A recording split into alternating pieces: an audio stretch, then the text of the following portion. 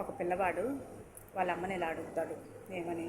అమ్మ, చదువుకోవడానికి మాకే చాలా టెన్షన్గా ఉంటుంది. మరి ఇంట్లో ఎన్నో బాధ్యతలు నాన్న నువ్వు మోస్తున్నారు కదా, మరి మీకు ఇంకా టెన్షన్గా ఉంటుంది కమ్మా. దేవుడు ఎందుకు మీకు ఎన్ని పరీక్షలు పెడుతున్నాడు అని చెప్పి ఆ పిల్లవాడు వాళ్ళ అమ్మని అడుగుతాడు. అప్పుడు వాళ్ళ అమ్మ చెప్పిద్ది. ఏమని చెప్పిద్దో తెలుసా? అది కాదు నాన్న, నువ్వు కొట్టుకెళ్తావు, తమ్ముడు నువ్వు ఇద్దరు కలిసి 5 కేజీలు బియ్యం, 2 కేజీలు కందిపప్పు తీసుకుంటావు.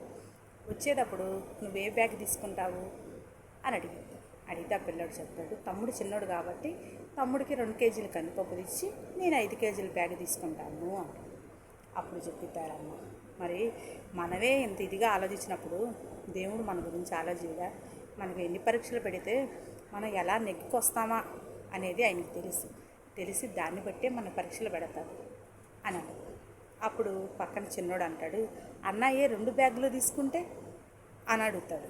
అడిగితే అప్పుడు చెప్పిద్దాడమ్మా, ఆ 2 బ్యాగులు తీసుకున్నాడు అన్నయ్య బరువు మోస్తున్నాడంటే ఎంతటి కష్టమైనా ఎలా అయినా సరే ధైర్యంగా ఎదుర్కోగలుగుతాడు అని అర్థమా నాన్న అని చెప్పి.